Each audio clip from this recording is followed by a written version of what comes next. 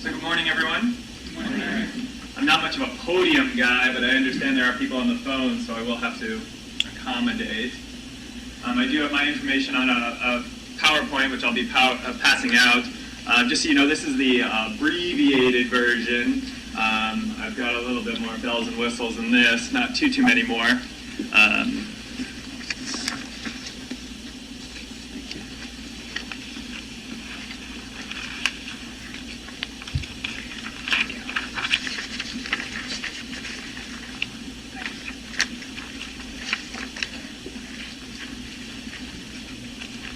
So it is certainly an honor to be here today, presenting to all of you. And I guess based on the conversation we just had, I could probably talk a lot about even just the title slide of what we have in front of us here, as the name of the board is already changing. I wrestled with the idea of adopting the new language, but as regulations are still pending, I figured we'll keep it SWIB, we'll keep it Statewide Investment Board. That has a better rhyme to it. Very excited to be here. I see some repeat customers from the previous Workforce Board and some new faces, which is great. We really appreciate your participation. I guess for the new people on the board, seeing people come back must give you comfort that this is at least a fun, healthy environment to do business. So I am the Labor Market Information Director of sorts. Kevin Stapleton is Assistant Chief. And we will be here at your service. In essence, we are the research arm of the Statewide Workforce Investment Board. So, I'm trying to remember all my slides in advance so I don't have to turn around. And remember that I built in a lot of filler and that you guys don't have it in there. But the goal of my presentations really is that I should be able to explain everything such that you don't have to focus on the PowerPoint or focus on the paper in front of you. We should be able to have an open discussion. So I guess if I was going to summarize Carmen's introduction, I think what's important to take away is that there's a lot of language we're going to be using. And in essence, what I heard is that this board has a very important role, that by March 2016 we need to put together a comprehensive state plan. That plan is then going to be passed on to the education wing of the state of Vermont, who's then going to come up with an implementation strategy. And then from there, it's got to be moved on to our workforce development people in the field. So when you hear terms like one-stop, American Job Centers, we've historically known of those in the state of Vermont as career resource centers. Those are the places you see in your community that are Vermont Department of Labor branded, that individuals can walk in, ask questions. I need help with a resume. I need help with interviewing. Where are jobs? How do I get unemployment if they didn't even understand that they could use the internet for those type of resources? So our reemployment centers spread across the counties are known as America's Job Centers in federal language. And we'll be talking about language as I move through this. LMI, or labor market information, as Carmen mentioned, is going to become more of an important thing. And really what this is about data. If you've listened to any radio or political discussion lately, it's all about accountability, it's all about data. How can we support the decisions we're making?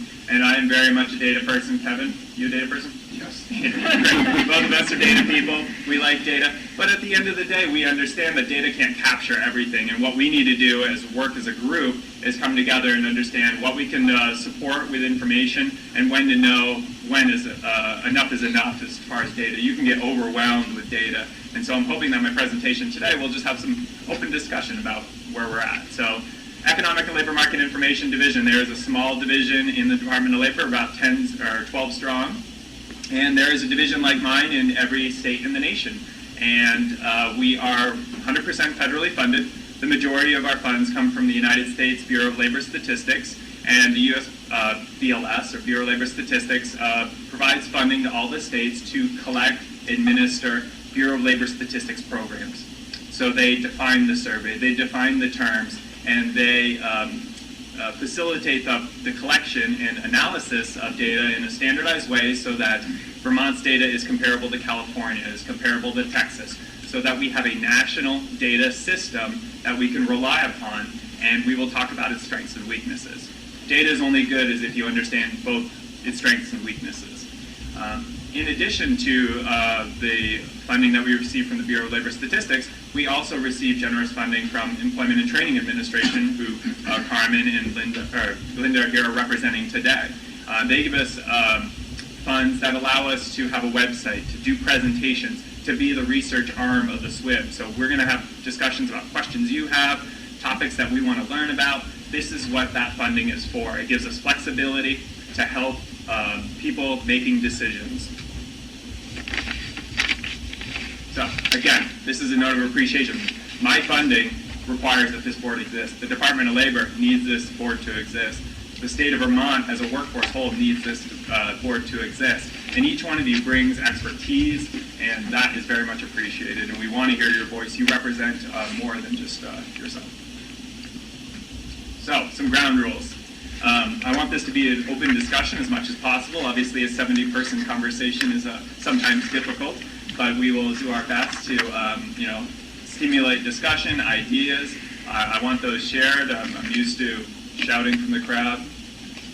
And we will look to use common language.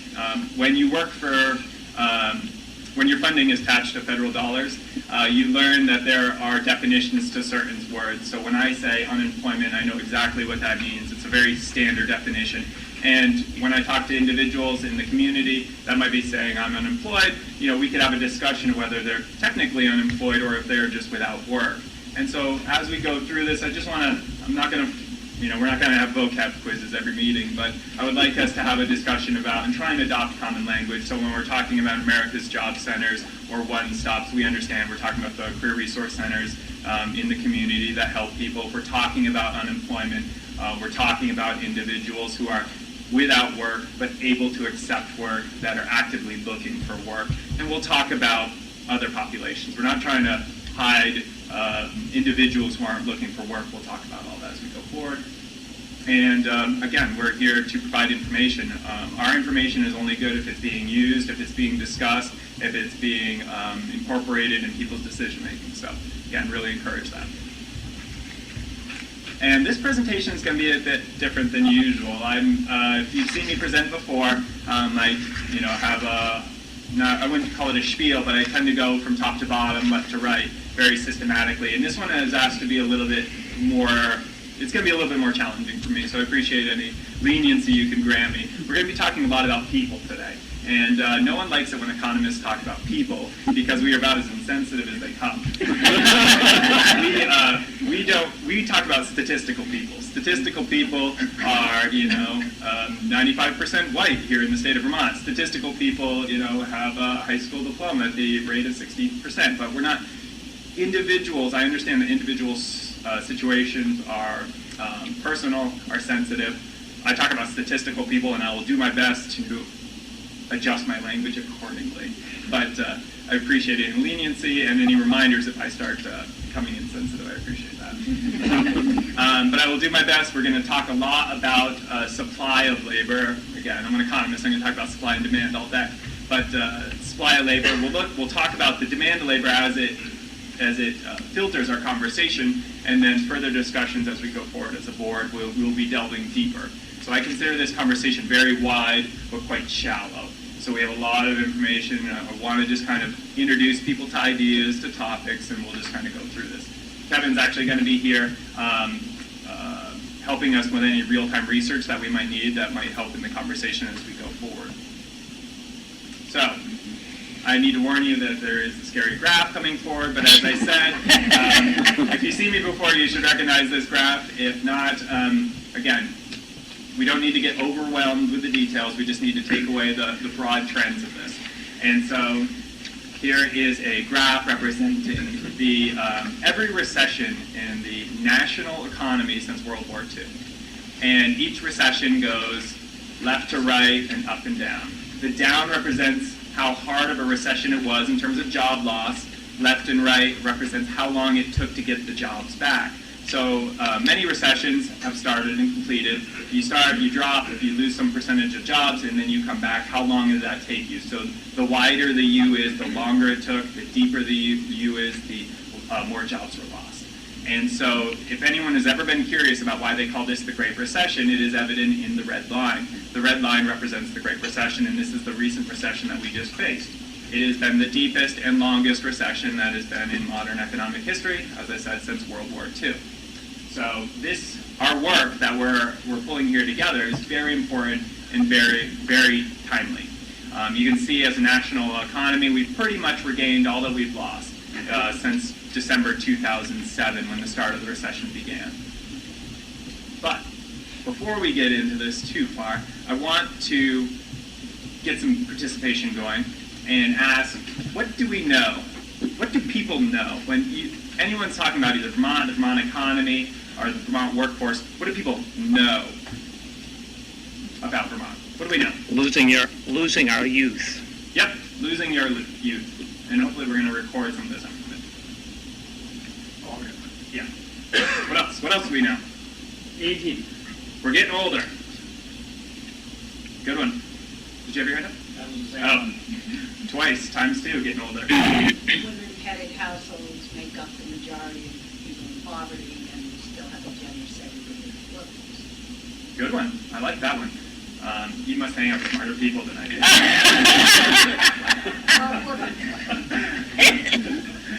One on the phone. Yes.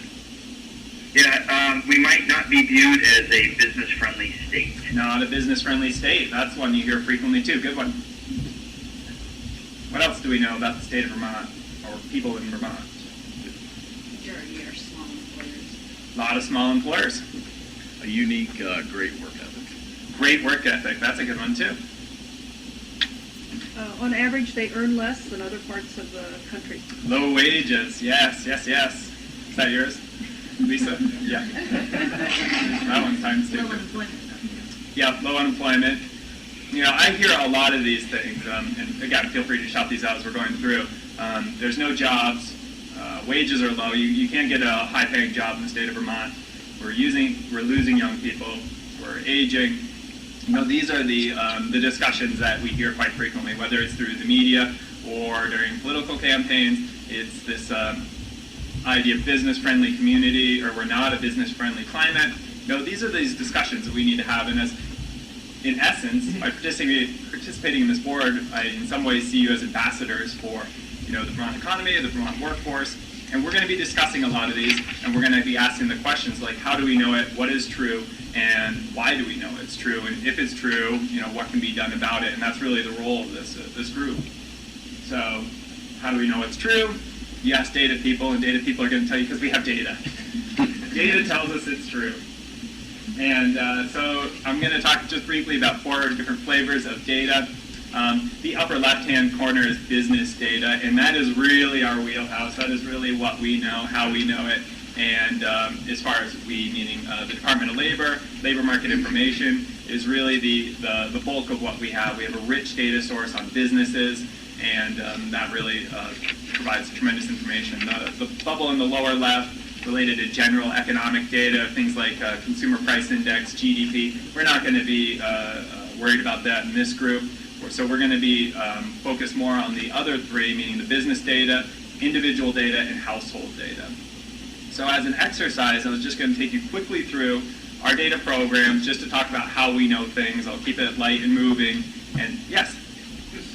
By business data, you actually mean employer data, correct? So you count Fletcher Allen, UVM, nonprofit employers in there as well. So yeah, the question is, when I say business data, I really mean employer data, including things like Fletcher Allen, nonprofits, small. That's a good question, and I'm kind of stumped right now on a distinction between the difference. We have a tremendous amount of employer data.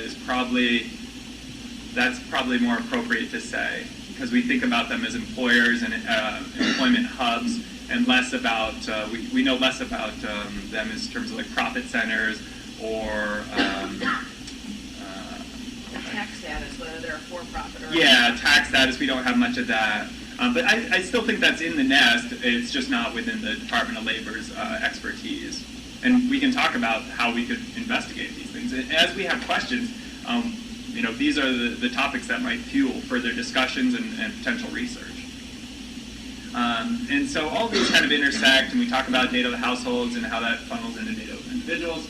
We'll talk briefly about business data, and we'll go into this as a conversation. So the Department of Labor, you know, by law, And some employers, the majority of Vermont employers, are required to provide unemployment insurance. Unemployment insurance covers, we've never really calculated it, but a bulk of the Vermont economy, upwards of 95%, somewhere over that. The exclusions are very small. If you're self-employed, you're not required to provide unemployment insurance, though as a business decision, you may do that. So we do have some self-employed, but very few. So self-employed is not included in unemployment insurance. A lot of agriculture on the farms is not included in unemployment insurance. Railroads have their federal unemployment insurance system, so they are not in our viewpoint as well.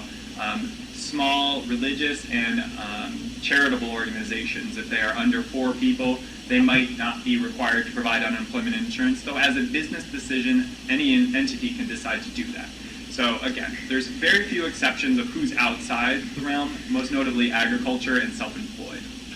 Some agriculture, I gotta say. If you are actually a business that does agricultural support, whether it could be maintenance for machinery, equipment, supplies, maintenance, related farming equipment, you would be considered a covered employer, meaning covered under unemployment insurance. If you're picking apples, most likely they are not, that employer is not required to provide unemployment insurance to their field hands. So we have a rich source of data in that employers are required to tell the Department of Labor how many employees they have and how much they paid in wages, because it is an administration of the unemployment insurance tax system. So when an employer submits a form to the Vermont Department of Labor, it, up until a few years ago, literally was ripped in half. One went to tax, or unemployment insurance taxes, and the other half went to labor market information to assess and report in aggregate. Again, all information collected by the Vermont Department of Labor on its individual level is confidential and treated accordingly. But in aggregate, this information becomes extremely valuable. We can look at what industries employers are in, how big employers are, the wages that are being paid, where the businesses are, the region or location. And in Vermont, we actually have a unique law that requires Vermont employers to tell us the gender divide. So how many women work for these employers. So we actually, in the state of Vermont, have 1+ variable than most other states in terms of we have gender. This information is extremely comprehensive. It covers about 23,000 employers in the state of Vermont. And so these 23,000 employers on a quarterly basis give us their information about how many employees they have and wages. And compiling this information takes a lot of time and effort because 23,000 coming in quarterly, this information gets produced with about a 6-month lag. So while it is the best data source, the richest data source, the most true data source, because it is a census, not a survey, it is a census of everybody, it is a very rich data set, but it takes time to produce. So someone in their infinite wisdom said, you know what, 6 months is too long to know what's happening in the economy, we need something faster. So the federal government came up with something called the Current Employment Statistics Program, and the Current Employment Statistics Program takes that bedrock of the QCW, or quarterly census, and takes a sample out of it. It says, okay, we're willing to sacrifice accuracy for speed. It's a trade-off, right? And so they take a sample, and every month, when you hear the monthly jobs numbers coming down from the federal government,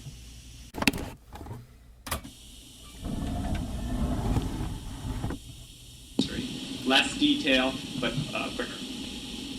Someone said, okay, that's great. Now we know how many employers there are, what industry they're in, and a general sense of wages. But we don't know anything about the occupations in these industries.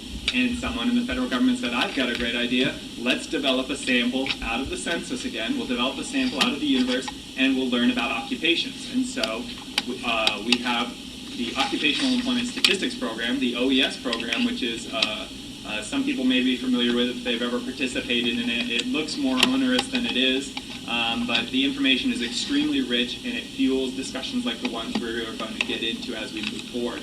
It tells us how many accountants there are in the state of Vermont. It tells us how many nurses there are in the state of Vermont. It tells us every occupation, over 600, that exist in the state of Vermont.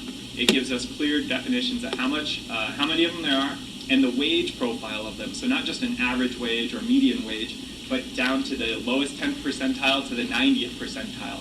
And this information is extremely valuable when it comes to either education planning or job searching. if you are an individual moving into a community, and I'm an economist, let's say, let's make that assumption together. I'm an economist, and I have 10 years of experience as an economist, and I moved to New York City. Don't worry, Andy, I'm not looking. I hate the city. And I want to know how much can an economist earn in this, in New York City. I could pull up that information. This information would tell me, and not only would it just tell me what the average economist, I would be able to put myself in the range. So if I got into a negotiation situation, I'd be able to make a strong pitch on what I'm worth based on the market rates. So, yes. Ellen Taylor, you said there's 600 occupational titles. Yeah. How often do they get added to or changed from a language standpoint as jobs in the economy overall change over time? Fantastic question. Ellen Taylor asked a good question about how often are the occupational titles reviewed. Anyone who's familiar with data and data research, people hate changing definitions. People do not like changing surveys, survey questions, definitions, and the occupational coding system, known as the SOC, the Standard Occupational Coding System, gets looked at every about 5 to 10 years, and changes are slow. Because what they believe is that they're very reluctant to just put in something new and say this is a new occupation, because these things are so defined, and the skill sets, the education, and the duties are so documented under these 6-digit codes that they normally will find a place for them, and there's always an all other category. So these things are looked at occasionally. That's good because we don't get, I'm trying to think of like Betamax repair person or something like that, where all of a sudden you're like, well, what the heck did we put that in for, But it is bad, and anyone in healthcare knows how bad it is, because just as of 2010, Standard Occupational Classification System did advanced practitioner nurses get categorized as their own category, even though for decades there has been a clear education path and duties associated with an advanced practitioner nurse beyond a registered nurse. And so they just got broken out in 2010. So that's an example of how slow it can go. But they try not to change them very often. So our theoretical government here was saying, okay, this is great. We know how many occupations there are. We know how many lawyers, how many nurses, how many administrative assistants there are, how many clerks. So what does tomorrow look like? Because as soon as we collect this data, it's already looking in the back.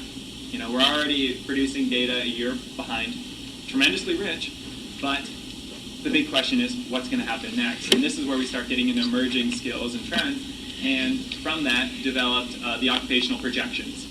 And it comes from the Occupational Employment Statistics Program, and it's built off of that, and that is actually through generous funding of the Employment and Training Administration, because they said we need to know where jobs of the future are going to be. We need to know how to give students, how to give training providers guidance on what skills are going to be in demand. And so it is a big economic model that is done at the national level, and then it is passed down to each state so that each state can calibrate the model to make sense for their local economy. As an example that I use most commonly when it comes to this, how Vermont has tweaked their model. When Governor Shumlin was elected, the farm to table or farm to plate movement was part of the promise to bring higher attention to that. We knew that compared to the national, Vermont was going to have a higher emphasis on those type of employment opportunities, and we went in and adjusted our occupational projections to account for things like value-added food production. So, talking about economic data sources, households predominantly is the source of the information, but it funnels into individuals. From the individuals, we actually get estimates on what we call local area unemployment statistics. And this is where the unemployment rate comes from. So when the unemployment rate gets released either nationally or here in the state, it comes from household data. And this will be some of the popular myths that I like to debunk, especially now that I have so many willing people to be ambassadors for good information. The unemployment rate is not based on unemployment claims. It is based on household information. A survey comes to your home, just like it would mine, and it asks simple questions like, are you employed? If you're not employed, are you looking for work? Then it takes you through a questionnaire, and it puts you in a particular category or basket based on your responses, not based on if you're collecting unemployment, not if you've expired or used up all your unemployment benefits. That is well outside the model. There are other statistics that track stuff like that, but when it comes to the statewide unemployment rate, it is not based on unemployment insurance claims. So let's get back to graphs. I'm going to take some. Does that mean that people who have been out of the job force for a long time, frustrated with not looking for jobs, they are counted in the state number as unemployed? I'm just doing a time check. Hal, great question. Hal's asking a question about how the unemployment rate captures or takes into consideration people who have either given up looking for work or become discouraged. And we'll talk a lot about that in just a few slides, so if you'll grant me a few moments. You should have set me up a little bit later. I stole you the $5. So again, this is what makes this work so timely and important. So when we're looking at the national recovery, here's this red line, right? 2007, we go into recession, late 2007. I don't even know what year it is. 2014, approximatty. Rough estimate. You can trust an economist with a rough estimate, right? So it's been about 7 years. The average business cycle, prepare, bad news coming. The average business cycle in the United States goes from about 7 to 10 years. So you can either look at this graph one of two ways. Look, we've got back what we've got back what we lost, and here we go into the sunset in terms of continued economic expansion. That is a very big possibility. Continued economic expansion could continue for 1 to 3 to 5 to 10 more years. Who knows? It could be the most unprecedented job growth we've ever seen in the United States in history. Or you could say, you know what, 7 to 10 years is a business cycle, and we just went 7 years without a recession. We need to start thinking about what resources we need to put in place to make sure that individuals have the best information to make decisions about their careers. So when we carry this red line over, that being the national recession, we can bring it over to a new graph and add a blue line, which represents the Vermont economy. And so you can see, first, we're a much smaller sample here in Vermont, so our numbers are a lot more jagged. They're not as smooth as the national economy, so we're not as pretty looking. But when you compare the recessions to what happened in the U.S. to Vermont, you can see that the recession was not as deep here in the Vermont economy as it was in the U.S. recession. So putting it in different terms, 6 out of every 100 jobs in the U.S. economy were lost during this recession. So 6 out of every 100 at the U.S. level, 4 out of every 100 at the Vermont level were lost. And that starts really putting it in perspective of how big of a recession this was. This is, as I said, the deepest recession that we've had on the U.S. level since the Great Depression. So 4 out of every 10 jobs in the state of Vermont were lost during the recession.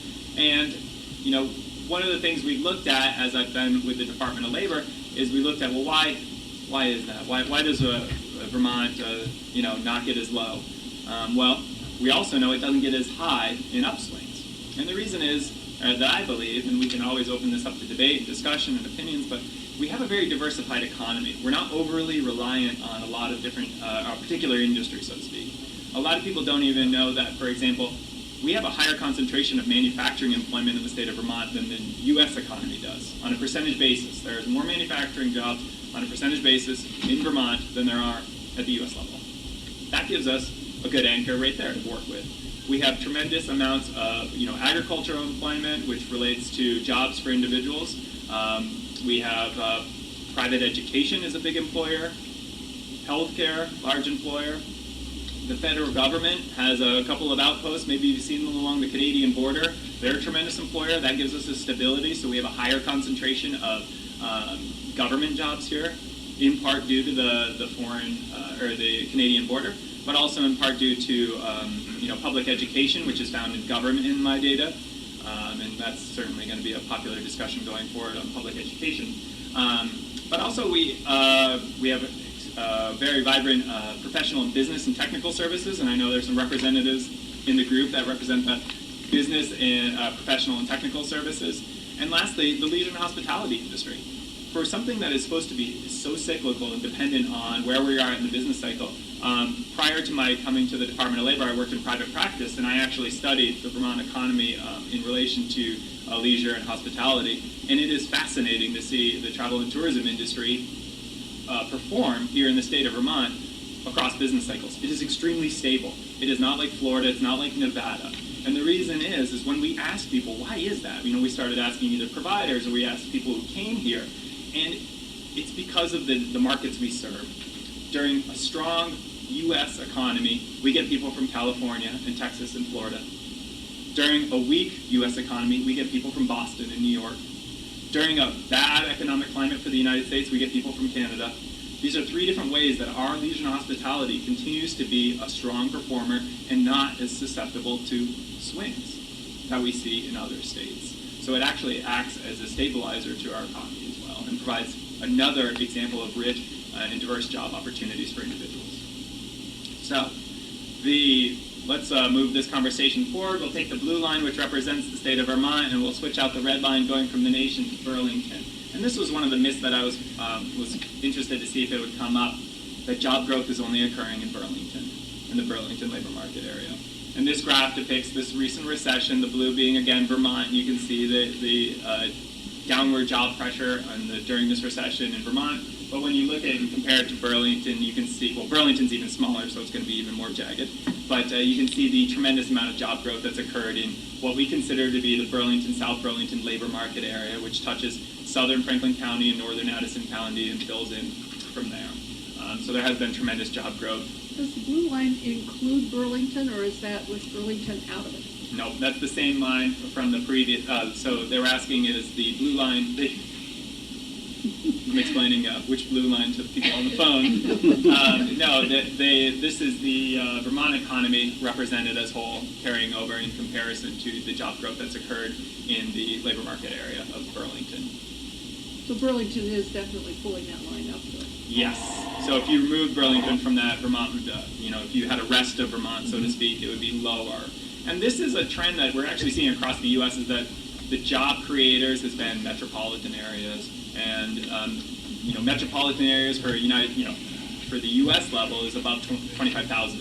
So when we look at the Vermont economy, we really only have one metropolitan area that we study, and that is the Burlington labor market area.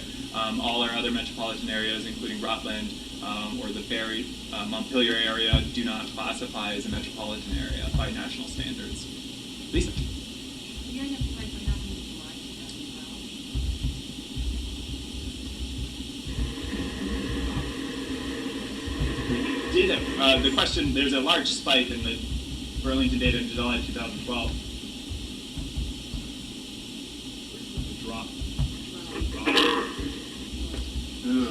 I don't know. We'd have to take a look at that. I remember looking at it and we couldn't figure out what it was. The data is not seasonally adjusted at the sub-state level, and so sometimes we can get like huge surges related to either private education in the Burlington area or leisure and hospitality as the seasons change. But no, that's a good question. I will certainly look into that. Matt, can you go back one? Jeff Spalding, and I don't know which hat I'm wearing when I ask this question. You know I've asked it before. First of all, what month does this run through, this chart? Oh, I apologize. Yes, I didn't give the guidance.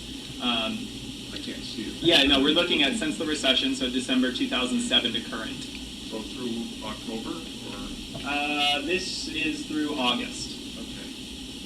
So my question is, what's happened since January, and why, and what it means, and is it something we're seeing in our other northeastern states? I guess maybe I don't know if it's possible to find that out, but I'm just wondering whether I'm wearing my state of Vermont Secretary of Administration. When I look at that, I get nervous. Yeah. And I don't know how nervous I'd be, so I'm asking somebody that can help with that. Yeah, that's a good question. The question from the floor from Jeff Spalding is, in January of 2014, we had increased employment such that we were above our pre-recessionary level. Since January, it has been showing weakness from a job standpoint as it's kind of climbed down. First off, because this is based on the current employment statistics program, so this is the survey that's coming out of the census, And so as a survey, we know it can be subject to errors and problems. And so every year, typically in January and February, we true up the last year's data based on what we know actually occurred when we actually get the census complete. So we will line this all up. And so some of the volatility we see, especially in data, anytime you're looking in the last year, will get smoothed out because it's not, if we were losing 1,000 jobs a month in the state of Vermont, it would be all over the free press. People would know about it. It would be a large discussion. And so you can see that there is definitely the survey is showing some form of weakness. And it has come up in the October numbers were stronger.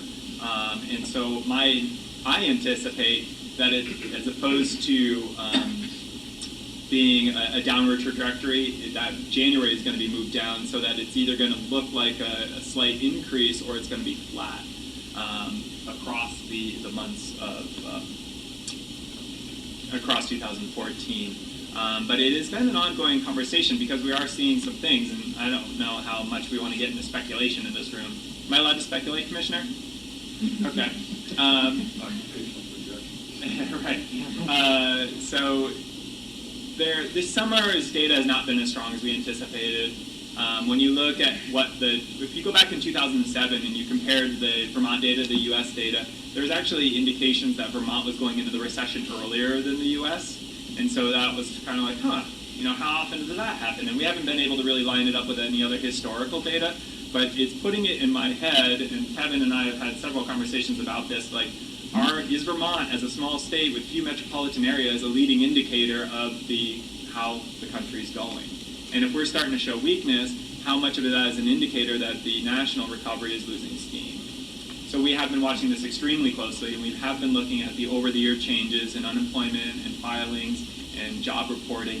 And thus far, we're seeing improvement, but it's like the curve is bending in such a way that the rate of growth is not increasing. The rate of growth is going down. So we're still seeing growth, but the rate of growth is going down. And so we're wondering, what does that mean? And we're really interested in getting into the benchmarking process to see what it really tells us about where we were in 2014.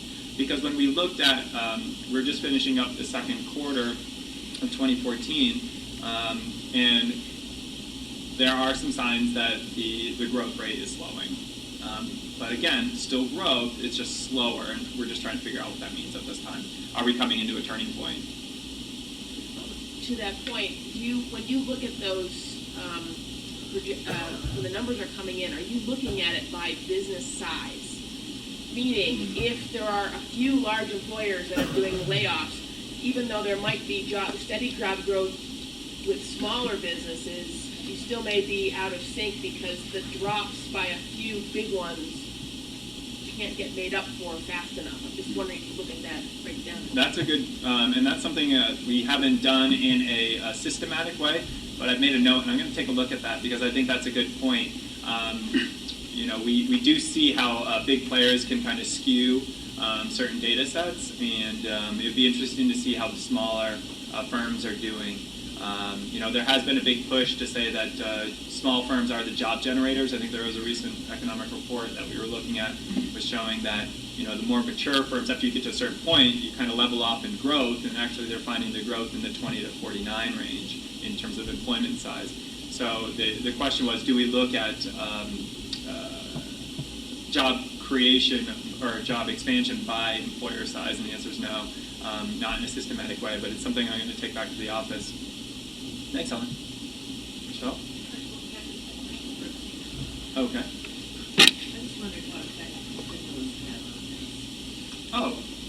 The question is, what effect did the stimulus have on this, on the recovery of the nation overall?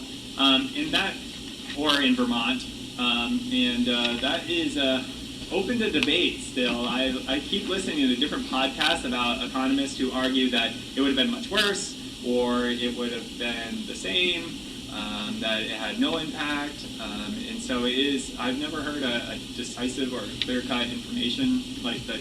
I would say I know the answer.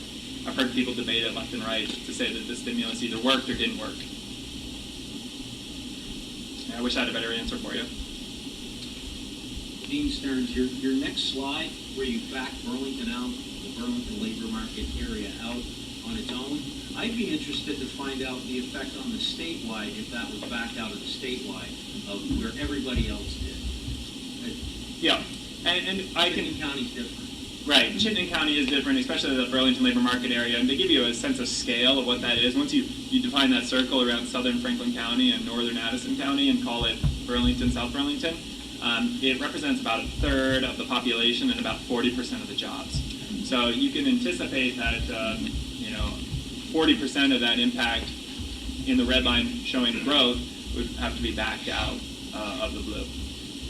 Can you speak to part-time versus full-time? Great question. So we'll talk a little bit more about this in terms of the numbers. When we talk about strengths and weaknesses of the data, when we're collecting information from employers for unemployment insurance tax purposes, or a sample and asking them in the current employment statistics program, how many jobs do you have? They are providing just a head count, and they are not telling us, are these full or part-time jobs? And we're going to see how this discussion can play out as we pull up the unemployment rates and look at different data that way. But we do not have good estimates of the distinction between how many of these jobs are full and how many of these are part-time. So it's possible that all the jobs lost during the economic downturn were all part-time, and all the gains during the recovery were full-time, or maybe the opposite. We wouldn't have that information. Unfortunately, again, outside our eyes. At least from a business standpoint, and that gives us a reminder. This presentation is not supposed to be about jobs and businesses, it's supposed to be about people, right? So we need to move forward, and I'm going to attempt to continue this conversation from the standpoint of people, because what we're really talking about from a workforce development standpoint is what individuals need to be looking at. And we will talk, I couldn't keep business out of it, right? So we need to focus. Huh? Maybe a good time for a break. Oh, sure. Hurry back fast.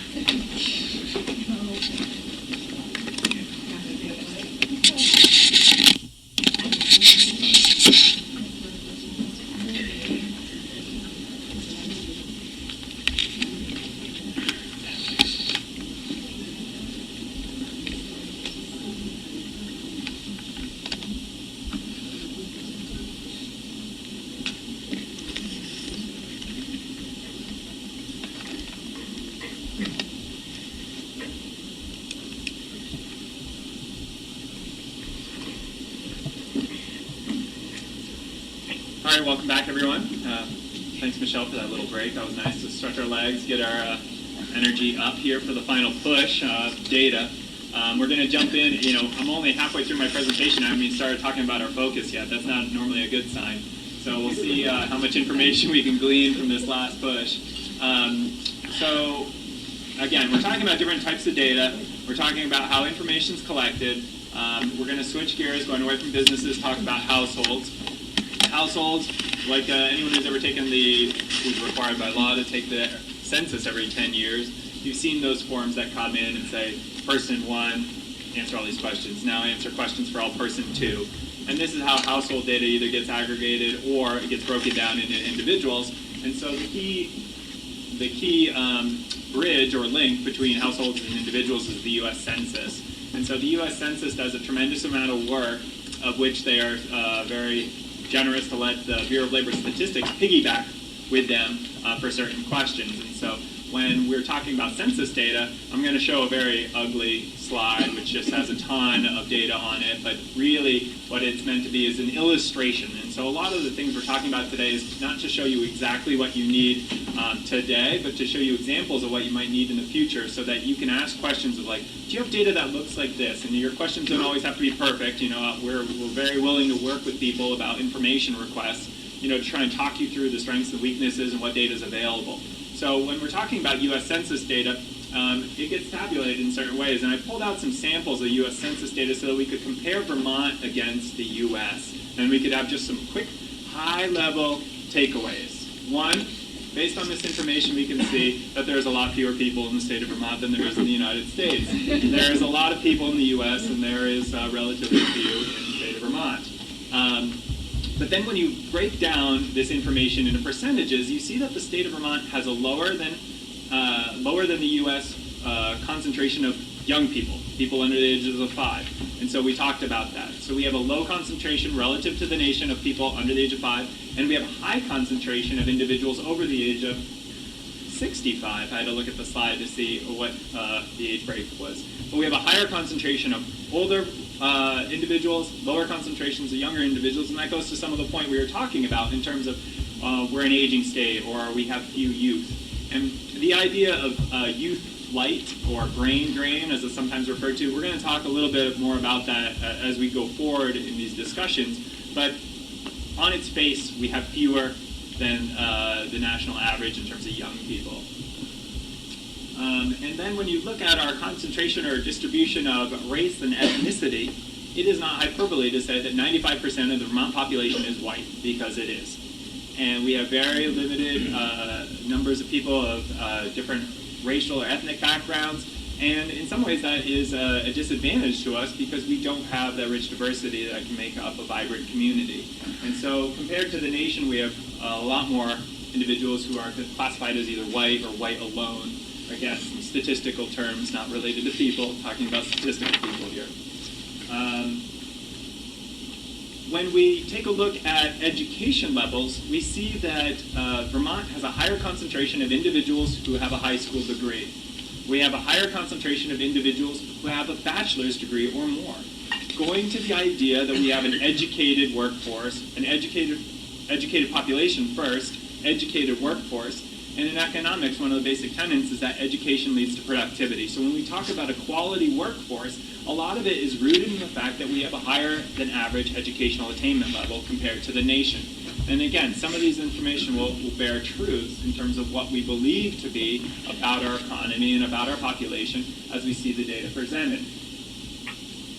Other information that we can talk about, and this is really starting to get out on the thin ice for where my areas of expertise are, at least my basic comfort levels, especially talking to groups about, is when we start talking about income.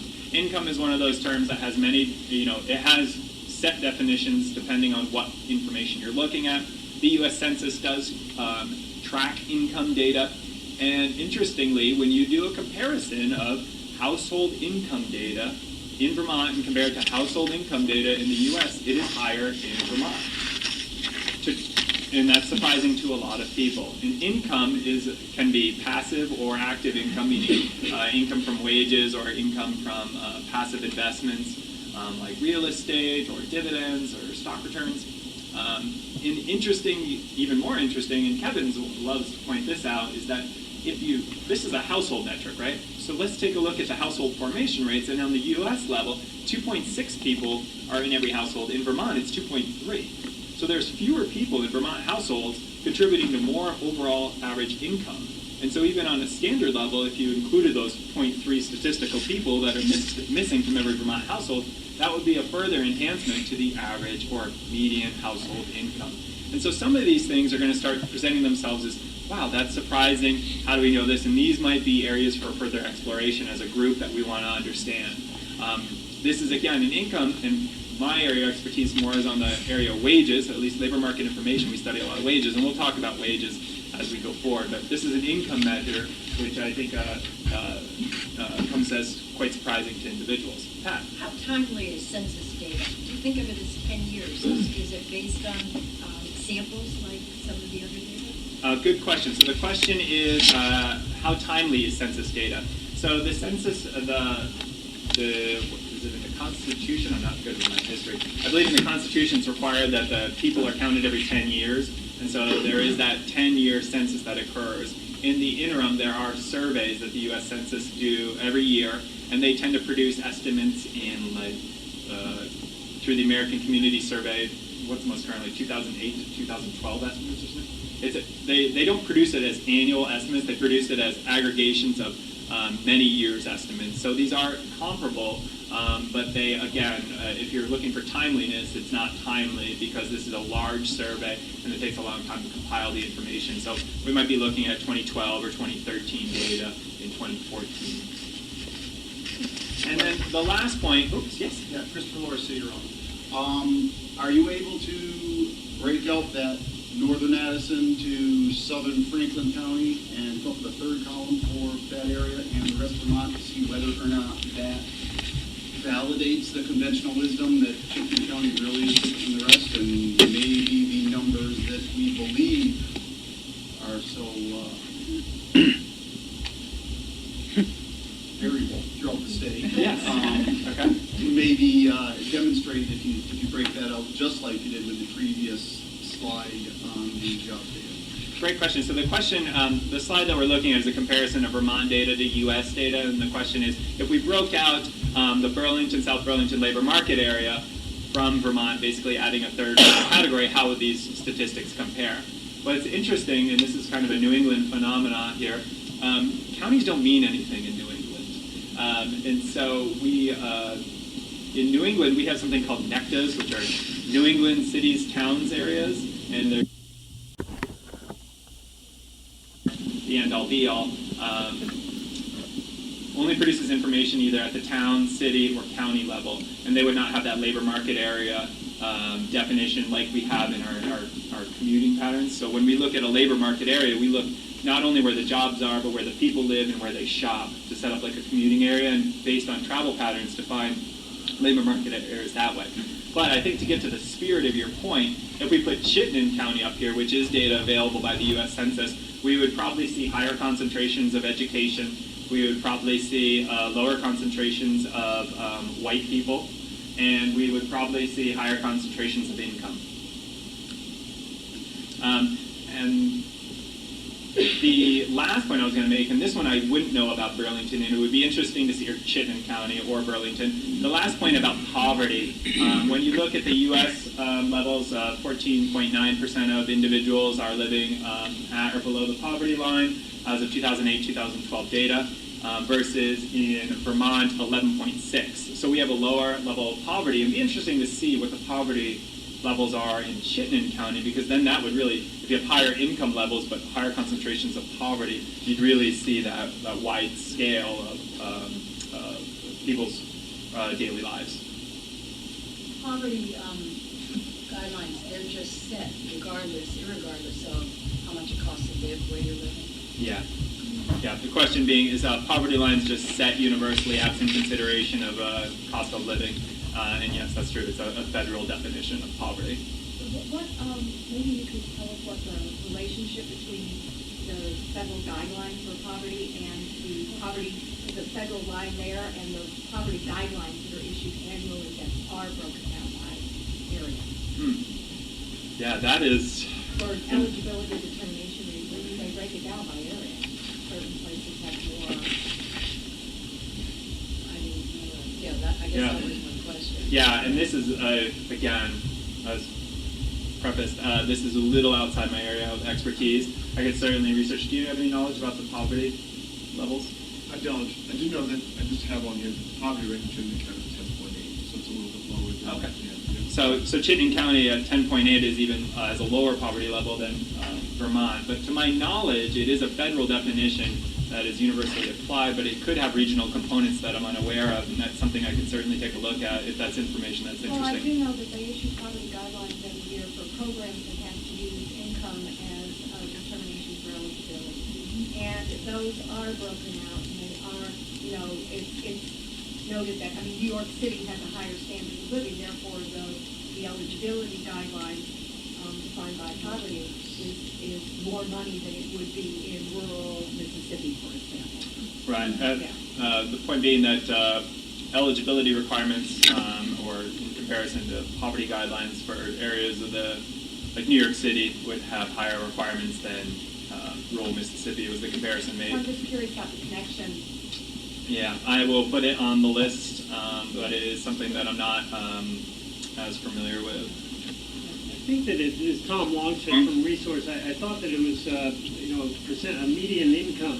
It's 80% of median income or 60% of median income. So it's looking at overall comparative levels rather than just straight poverty.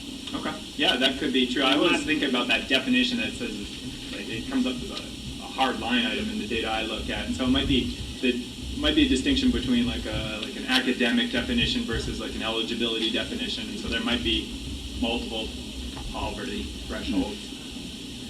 I'm curious, in regards to job creation in Burlington, do you break out dependents and superintendents or head of households, students who aren't head of household, student with one job, working 1 day a week, sorry. Right, no, and we do not, I'm trying to reframe your question appropriately, we do not track the individual's status to the employment.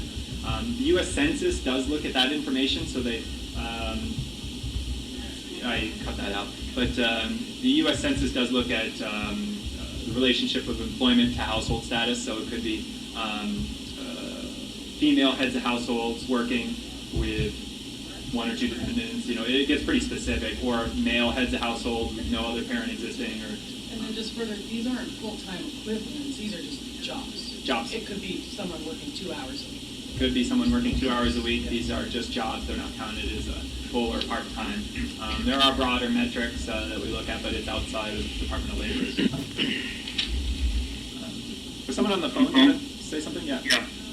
Yeah, I think I said earlier that when you look at the statistics that we have a fairly high number, percentage-wise, of manufacturing jobs in the state. Is there any tie between that and the higher household income? Because I think that we hear, and maybe you can tell us myth or not, that, manufacturing jobs, specifically in the aerospace industry, tend to be higher paying jobs, say, for somebody out of high school. So, comment there. Yeah, that is a great question, and for those who may not have heard it, the question is related to how might the higher concentration of manufacturing employment contribute to overall higher levels of median household income, and I think that is a significant contributor. I believe it's about 11% of all covered employment opportunities in the state of Vermont are manufacturing, so about 1 out of 10 approximately, and manufacturing, whether you're talking about durable or non-durable, manufacturing does have a higher than average wage level typically associated with the roles and responsibilities. So that is a good point and something that would contribute to that.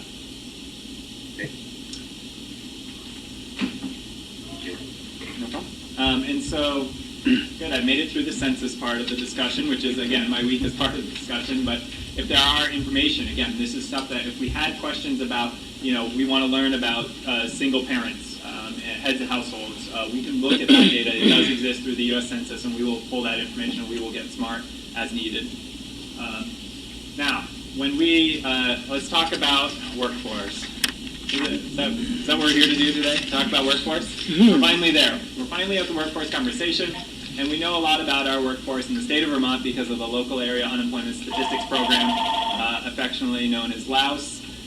LAUS is done in partnership with the U.S. Census, and it is a monthly survey of households, again, so they come in, people agree to participate, it's a managed panel, so individuals are included based on housing structure, age, race, ethnicity, to be representative of the entire population of the state of Vermont, and the information is collected as reported by individuals, and so,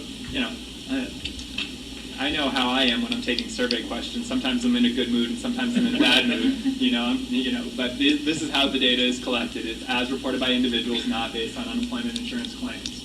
So it does provide valuable information about the unemployment rates, labor force participation rates, which is something that we're going to be discussing in greater depth in a few moments. And employment rates is something that a lot of economists track as a measure of economic health. The percent, not just of the people looking for work, but the people who actually have work within a designated population.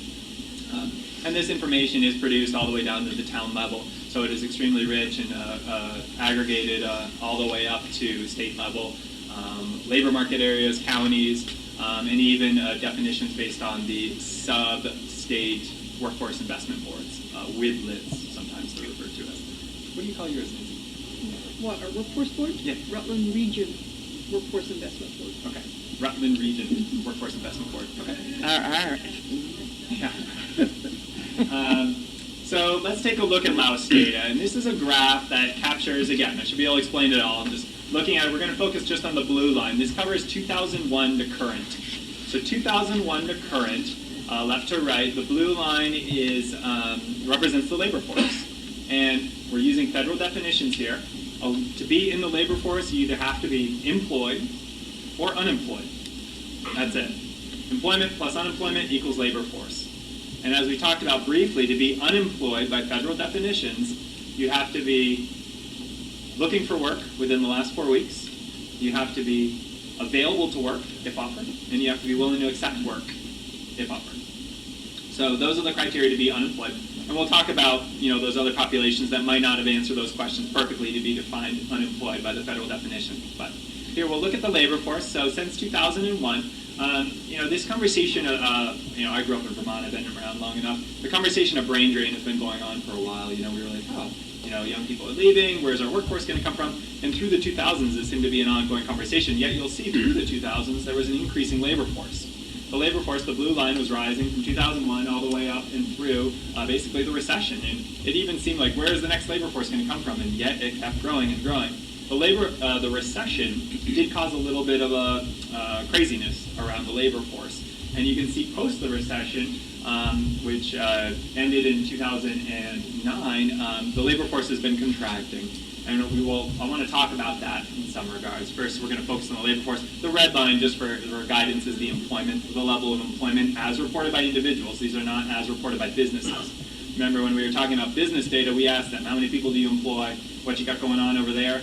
But on a household level, we can also ask people, hey, are you employed? And they'll tell us. And that includes people who are in agriculture. That includes people who are self-employed. It is based on their definition of, oh yeah, I'm working this week, check the box. I got a sweet gig over at Colchester, who knows?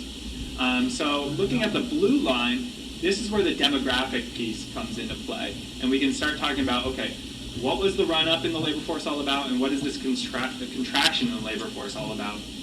When we look at population data, we've used a courtesy of the Agency of Commerce and Community Development. Thank you, Lisa. We did something that, as a group, we said we wouldn't do.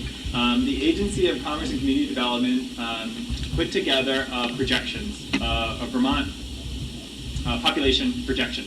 They produced a low estimate and a high estimate. And because I didn't want to go through scenario A, scenario B, up and down, I averaged them, even though as a group, when I was on the technical committee, we said we wouldn't average them. So Lisa, you can't tell Ken, I averaged the population projections. Because the reason there was a low scenario is that between 1990 and 2000, there was tremendous in-migration into Vermont. Between 2000 and 2010, we did not see that in-migration. And so when you look at the historical performance of Vermont in terms of populations, it's almost as if, the hardest part about doing a population forecast is not how many births there's going to be or how many deaths there's going to be. It's how many people are going to move in and how many people are going to move out. And for whatever reason, between 90 and 2000, we had tremendous in-migration. Between 2000 and 2010, there was little migration. And so it's almost, that was the structure for how we got a high and a low. We're seeing that the low is already going to be a little too low based on where we're at. And the high, we might be able to get there. Looking just right now at the bottom line, we're currently at a population of about 625,000. If you average the high and the low, it'd say the population would get to about 645,000 by 2030. The high was 670,000. So, that 645 might be about right. It might be a little bit higher, actually, because the low forecast seems to be too low. But when we look at the migration of individuals by age groups, this is where some of the myths or the popular knowledge, what we know about our state to be true, come forward. And if you look just even at the top line, the under 5 population, you see, has been declining. That, as a share of the population, is declining. We are not making Vermonters as fast as we used to. That is a birthing issue, right? This is it's the blessing and the curse of having an educated workforce. Education is highly correlated to birth rates. And so as your population becomes more educated, people either postpone or decide they're going to have fewer children. As a result, you have lower birth rates. And this is one of the things that's contributing to the idea that there are no young people in the state of Vermont. There are none, 0. And the reason is because we're not birthing them as fast as we used to. And you can see this data play out for these younger ages. And it tells some of that narrative that we've been talking about as you get to the 5 to 9, the 10 to 14. And then something unusual happens around the 20s. One thing Vermont is very good at is educating people. We do it at the pre-K to 12 level or some mix in between, but also at the post-secondary level. And so we are a large importer of college-age students. You can see it in the demographic data every time you look at it. It's like we import a ton of college-age students and then we export a ton of post-college-age students. And so a lot of the discussion that occurs about the brain drain is people saying, look at all these 20-somethings leaving, you know, but a lot of them came from somewhere else. And it needs to be a bigger time period than just focusing on these particular age groups of 20 to 24. Because historically what has happened in the state of Vermont is that we import a lot of college age, we export a lot of post-college age, and then somewhere around 30, we start importing people again. And this was a lot of the immigration that occurred in the 90s and the 2000s, in that time period, is these 30-somethings decide that they are going to come to Vermont and they are going to do something special and be a Vermonter. Yes? Sean Woodruff. Yes? It seems as though it's even worse because we're looking at the export rate between the 20 to 24, and if you assume that people are coming to college at 18 and 19, so you're actually crossing boundaries. So the 20 to 24 will always look as though it's diminishing, and after 15 to 18 or 19 to 20, will always look as though it's increasing. Yes. Yeah, and that's the challenge of where it's at. The point being that the age brackets, as studied by U.S. Census, don't really line up that well. Where you have this huge population coming in, huge population coming out, and it's more nuanced than that. Otherwise, it would be a net, basically. Right. Otherwise, it would be a net. Exactly. And so that is case in point, and that is one of the reasons that it's been, because we know like people leave to go to college, or after college they leave. I was one of those people. I left after college, and went adults, but eventually made it back here, kind of fitting in with the whole story here. And so it's this idea of recruitment around 30 to 35s, or what we can do with retention around that age, which is so important because they are ultimately going to be the feeders of the 0 to 5 in theory.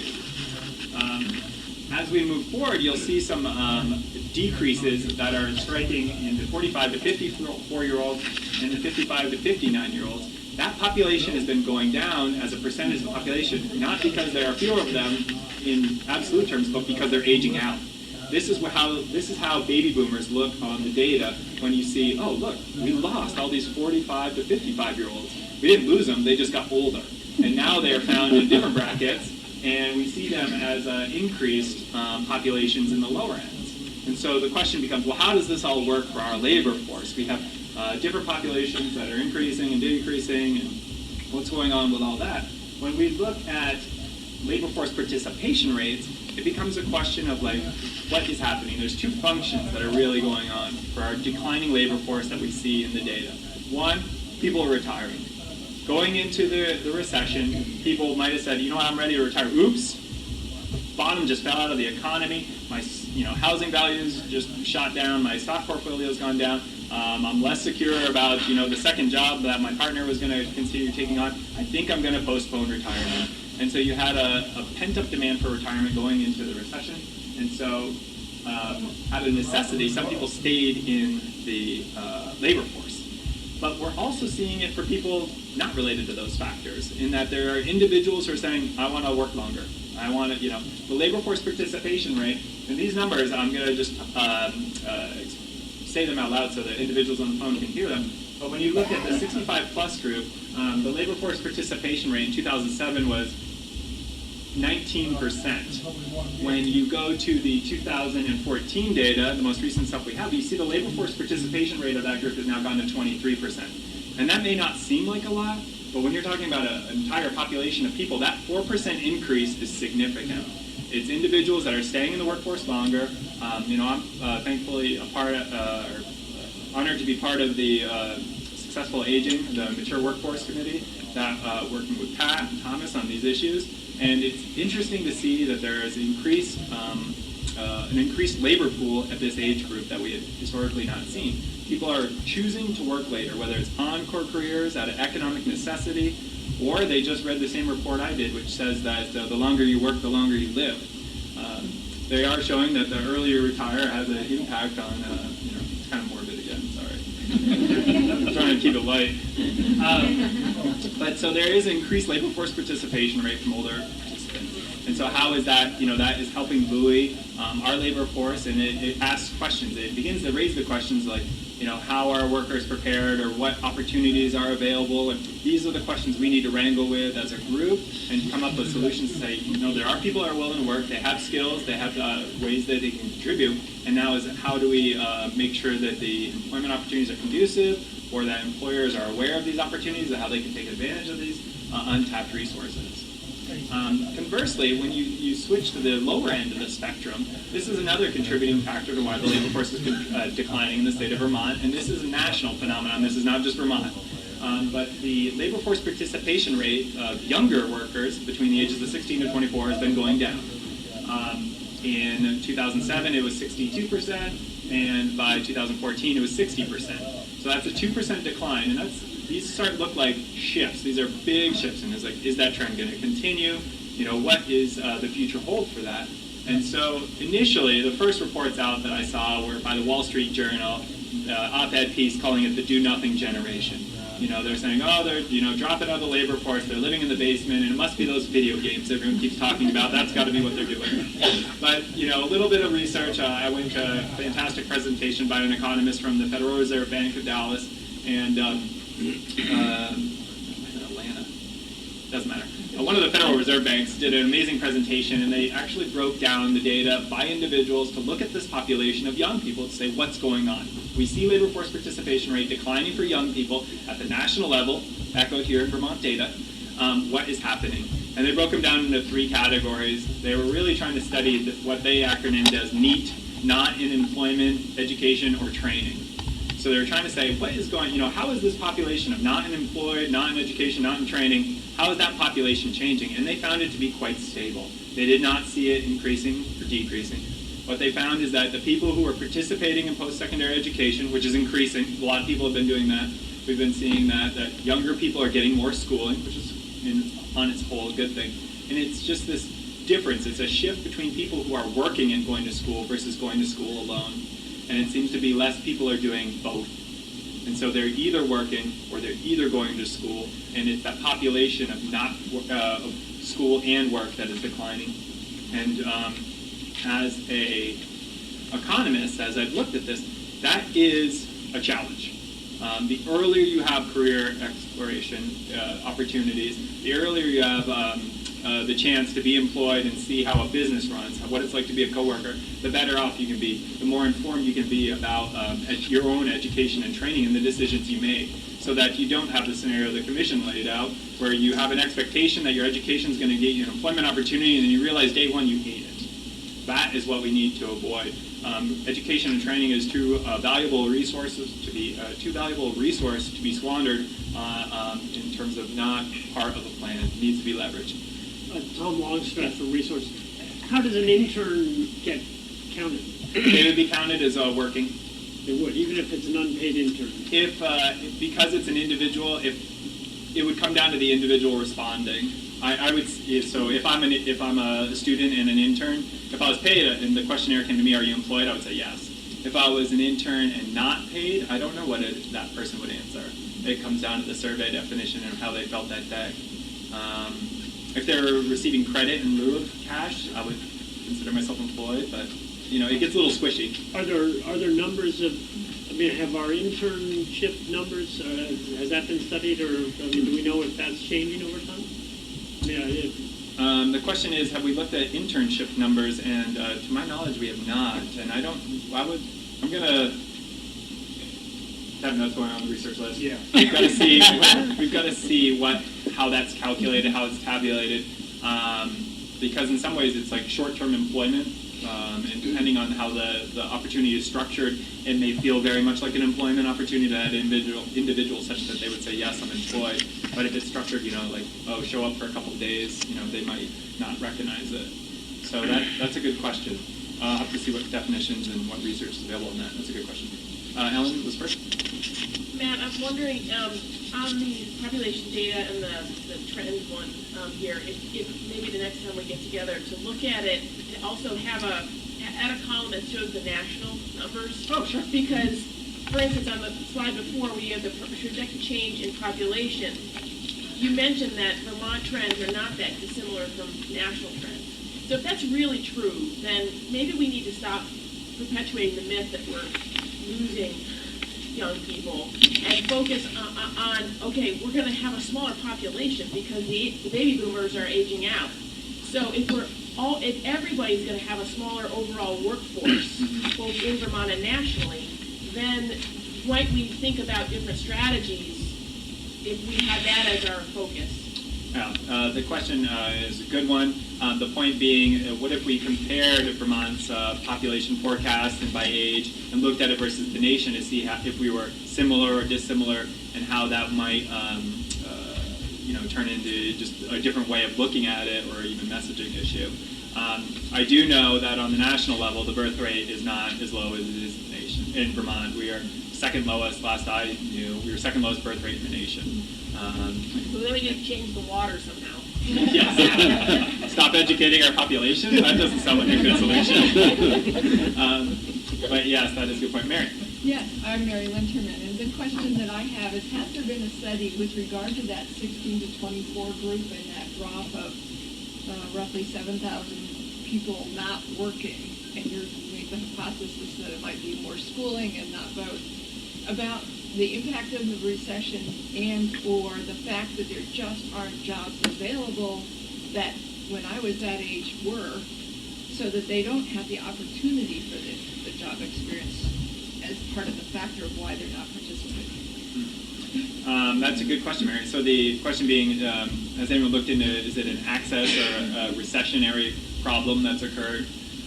That's a good question, and I don't know. I'm going to make a note of that one because what I do know about the recession and its impacts on young people specifically is it does in some way become that messaging issue where if the primary income earner in the household comes home every day and says there's no jobs out there, that becomes a message you internalize. And some of the messages we've successfully internalized is, oh, you need more schooling, whether it's post-secondary education at a university or college, or if it's technical training related to certificates and apprenticeships. All those are great. You need, so we're seeing that bear out in the information that messaging is working. But what I'm concerned about, and there have been studies about the impacts of recessions in young people, is that as soon as they're met with opposition or resistance to employment, it becomes that record player in their head. They go, there's no jobs out there. And so opportunity and availability to those entry-level positions is a good question. So I'll just piggyback information in that I had my daughter's friend who's a Vermonter moved to Seattle with her mother. Her parents tried to find work. She's a college level and cannot find a job in the summer in Seattle because older workers seem to be still taking a lot of those jobs. So that's also an area that I wouldn't mind having a little investigation on. Yeah, and that topic has come up in some, I've heard it discussed. I've never really heard any concrete information. As an economist, we don't tend to worry about those things because I don't see them as a direct, the skill matches aren't the exact same. Looking at the employment opportunities young people might be looking for versus what mature workforce might be looking for. But it is interesting. There has been that discussion, and I think that is part of the myths, like that if older individuals or mature workers stay in the workforce, that there's going to be no entry-level positions, or they're going to crowd out employment opportunities for advancement for younger workers. That's a good question. Lisa. Yes, Lisa. Can I interrupt this from the PSA? Sure. So we are working very closely with the governor's office on doing a campaign to try to raise awareness of what jobs are here and better connect jobs that are here with recent grads as well as visitors from Vermont. It's called greatjobsinvermont.com. We're marketing it through the Department of Tourism. Also, the Department of Labor has a great new job site, and there's also a leasing site that many of the HR directors are working on. It's called Great Jobs. So if you have jobs available, please visit both of those sites. It was Great Jobs. BT. Dot what? Great Jobs in Vermont or Great Jobs in BT. .com. Okay. Greatjobsinbt.com. I was just going to repeat it for the individuals on the phone. And so, being mindful of time. No, not mindful of time.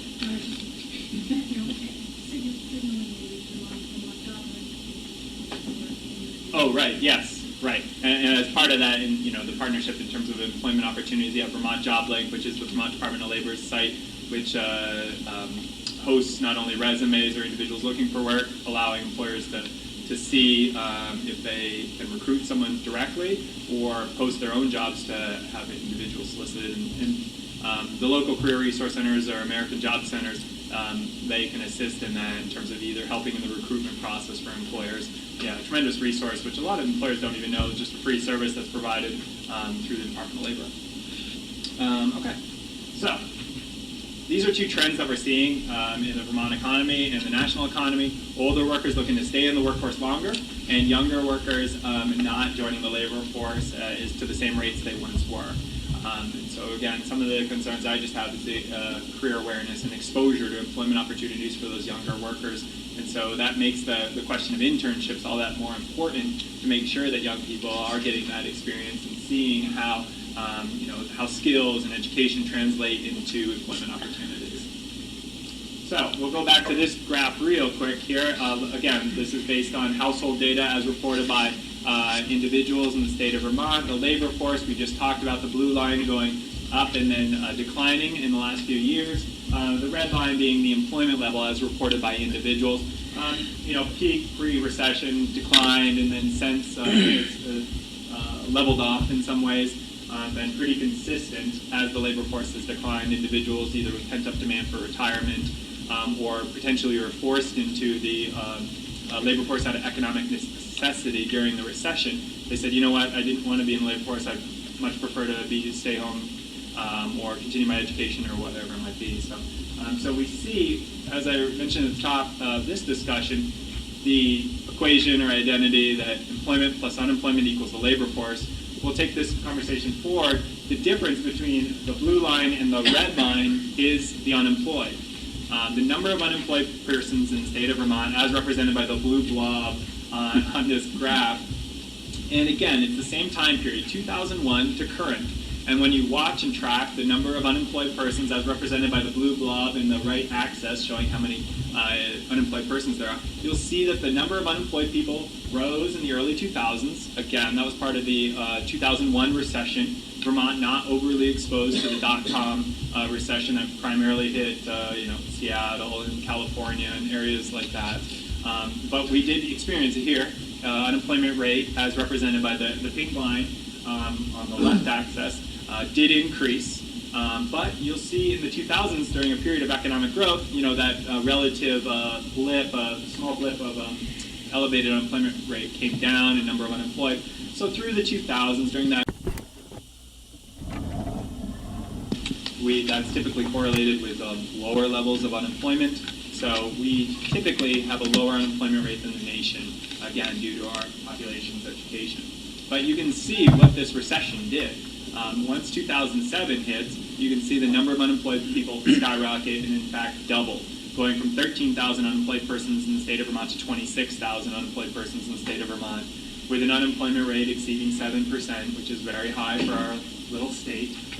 But since 2010 or so, you can see it's been slowly sliding down, and we find ourselves here now in 2014 with a big trough and a big spike back up in number of unemployed. And again, I think this is just because it's the one-year data that hasn't been cleaned. I don't think we went as low as we actually did in the summer months when we were reporting levels of 3.2, 3.3% unemployment rate. And I don't think this 4.4% unemployment rate, which we're currently at, is going to hold either. I think the model had a correction and it swung one way and it swung the other. So I think we're going to see it kind of fill in that easy downhill, maybe a little peak, but coming back down again. So you can move that trough up and you can move this peak a little bit down. And I think that's going to be what the history books will reflect when we look at this data. But nonetheless, let's talk about this blue blob a bit more because it represents unemployed persons in the state of Vermont. These are individuals who say, I want work, I'm looking for work, I'm able to accept work, I don't have work. That represents 13,000 individuals, 14,000 approximately in the state of Vermont right now. And even during the height of the recession, when we were talking about the number of unemployed people, the unemployment rate, even at 7%, I would go and talk to people and they say, you know what, that still sounds made up. It doesn't that doesn't sound true. 4% unemployment rate, I'm not buying it. I know 10 people in my street that are unemployed right now. And you start getting almost like pushback about the official statistics. And this is where the discussion normally happens, like, well, you don't count these people, you don't count that people, and then everyone's, okay, slow down a little. They get very angry. They get very angry. And they say, well, there are other ways to look at this data, and it's not the next slide, so I will change subjects. So we'll take a look at this population. We can actually look at the unemployed, and we'll break them down a little bit more to add some granularity. This, again, is taking not only the depth of knowledge that we're talking about, but taking it a level deeper. Because we are a small state with a small sample, we can only take it about one level deep. And so if we want to look at age, we can take it in age. If we want to look at education, we've got to look at education. But it gets very difficult to put it all together. So in this particular presentation of information, we're looking at age. And the gray lines represent participation rates, what we just talked about, where we're seeing young people's participation rates declining and older or mature workers' participation rates increasing. But the yellow are numbers. They're absolute numbers. They're actually people. So you can actually get a sense of how many people in the labor force are represented by these age groups. And while the population in the labor force varies by age group tremendously, some of it's a function of the brackets. These are 5-year age groups versus a 10-year age group in certain circumstances. Comparing a 20 to 24 to 35 to 44 is not a fair comparison because one's a 5-year comparison, the other's a 10-year group. But you can see that population is civilian labor force, but if you look at the unemployed persons, it's quite stable. There's about 2,000 people in every age group that is unemployed. And if you're looking at a small age group like 16 to 19, that's going to translate to a very high unemployment rate for young people, 17%. But as you move forward, you can see that as the size of that pool increases, that 2,000 unemployed persons get smaller and smaller, so you have a lower unemployment rate as you move through the age brackets.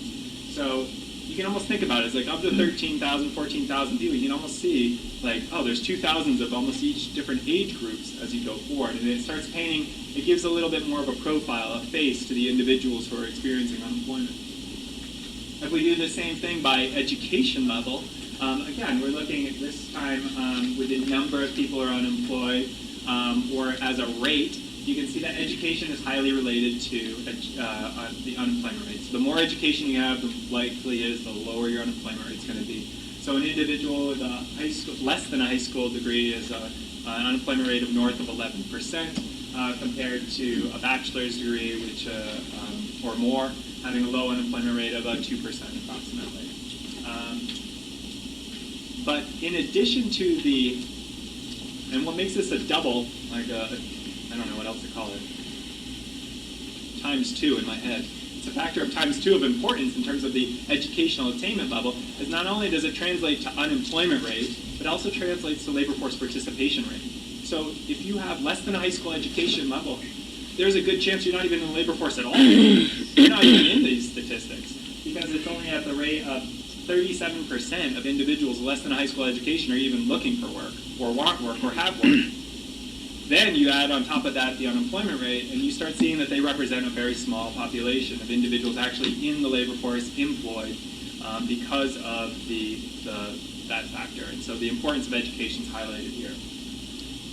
So this is what I wanted to talk about related to the tinfoil hat theories that we're hiding all the data. This is publicly available on our website. The Bureau of Labor Statistics has been tracking things. The Bureau of Labor Statistics loves data, and they love definitions, and they love not to tinker with their definitions. And so one of the most popular words you'll hear about when anyone's talking about the economy is underemployment. The Bureau of Labor Statistics does not have an official definition of underemployment, and nor do I anticipate them getting one. But there is a lot of talk about underemployment, and it is a real phenomenon. But what I can talk about is our data, what we have, and what's available, and we can talk about how it quasi-aligns with it. And just as another teaser for information that we do have, we actually have estimates, typically based on national data, of educational attainment level by occupation. So driving home the point of why the Bureau of Labor Statistics does not want to get in the conversation of underemployment, a third of all wait staff have a BA. Do you want to consider all of them underemployed, or perhaps they're making six figures because they know two languages and are, fine arts majors and work in restaurants that I can't afford. But it becomes that conversation of like, how do you define underemployment? Is it just the job that I wish I had? Because I have a long list of jobs I wish I had. Most of them to do with Boston Red Sox fans. So if you have any connections there, maybe. But so this idea of underemployment, it's so squishy that Bureau of Labor Statistics cannot hammer home a definition. But what we can do, in addition to looking at what is known as the traditional unemployment rate, there's actually 5 other metrics of unemployment or labor force underutilization, and I want to be mindful of time here. I'll try and power through this. But this will just drive, this will be the concluding remarks. So we look at different ways to measure unemployment and labor force underutilization, and we go beyond just the traditional definition of unemployment, meaning you've looked for work in the last 4 weeks. We expand the definition. So the U1 is the most narrow definition, and it gets all the way to the U6, which is the broadest. The U1 is long-term unemployed as defined by over 15 weeks unemployed. The U2 looks at recent job losses, so people who recently lost a job or their temporary employment ended. The U3 is what is known as the traditional unemployment rate. So anytime someone says, oh, the unemployment rate in the United States is this, what they're really saying is the traditional unemployment as measured by the U3 is this, but it's just been shorthanded. And this is the U3, the traditional metric, is actually a major component to the allocation of federal funds across states. Because we have that uniform definition and methodology and calculation, that's how the importance of that statistic. But if we wanted to say, let's broaden the definition, let's include people who've given up looking for work, that gets you to the U4. Let's include people who have given up looking for work, but not because of they're discouraged, but for other reasons. Unfortunately, these surveys, we can't piggyback questions because we'd love to ask these questions like, why aren't you looking for work? Some of them clearly indicate, I'm discouraged, there's no jobs out there for me. And that can be captured as a discouraged worker. But if you've given up looking for work because maybe you have a big trip coming up or you're going to be volunteering abroad, whatever it might be, you might have given up looking for work, and that gets you to the U5, what are known as marginally attached workers. I think about these as people who say they want work but can't accept work or don't want work, and they're not looking within the last year. So we start expanding the definition. Now we can add, not only are we going to add discouraged workers, the marginally attached workers, we can add in what the Bureau of Labor Statistics calculates, and the closest thing we have to underemployment, which is people who are working part-time but want full-time work. And the reason that they don't have full-time work is because of economic reasons within the business, not because of their own schedule. So this is out of economic necessity for the reasons they are offered and receive part-time work, but they want full-time work.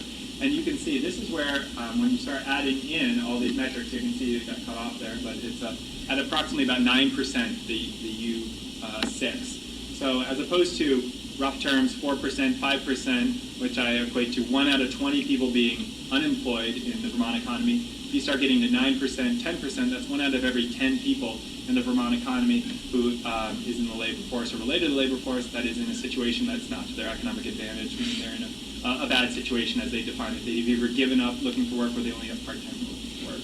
And when you start looking at the U6, it starts to feel more akin to what we see when we talk to our friends, our family.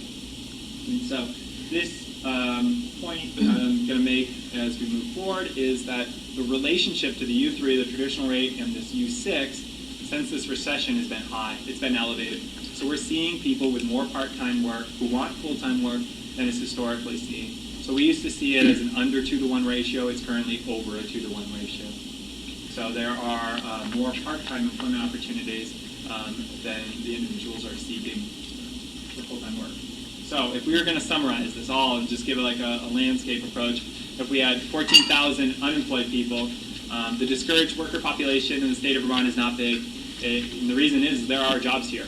In the national economy, you hear a lot more talk about discouraged workers because there are parts of this country where there is no work, and individuals are discouraged instead of giving up.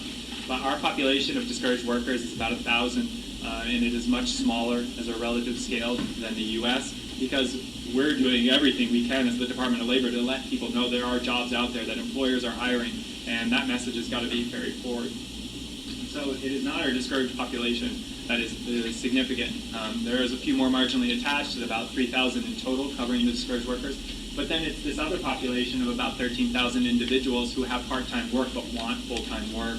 In total, this brings us to about 30,000 Vermonters that are underutilized for their labor capacity, and there's opportunities for us to find better employment opportunities, figure out what their needs are, and that would be where the discussion goes from how do we isolate the individual needs, whether they need additional skills, do they need education, do they need transportation services, what is it about these individuals that we can't get them into situations that would be to their better economic advantage. Question? When we talk about underutilized, do you also look at salary though? So that whole crazy catch-22 of, do I give up my food stamps, childcare, and unemployment to take a job that I'm basically going to lose 5 months? Excellent question. No, we do not look at salary or wage information as in regards to this, and that falls more into that underemployment category. Am I getting paid what I'm worth, or am I almost like a forced labor situation where I need to take this work out of economic necessity, or this opportunity doesn't even make economic sense to me because of the benefits available to me that I would lose should I take on additional work. So no, we don't consider that. So, just a preview of what's to come. We haven't talked much about our industry composition and just in general, but we can look at it where is growth happening, then taking an occupational lens and putting it on the subject, and then ultimately rolling it forward with occupational projection data. And we also have regional data. But really, what this takeaway, this has been just like a tasting menu of data and resources available to you as this group. And the question needs to be asked, so like, what do you need? What does it sound like? What does it feel like? It doesn't have to be a perfect question, but it's like, what do you need? What would help you in this role? That's it. And hopefully I saved some time for open discussion, which was the goal. Yeah, don't give me a forum with unlimited talking space. I will fill it. Any other questions for Matt? Well, comments? Yeah. Matt, thank you. That was really, really helpful.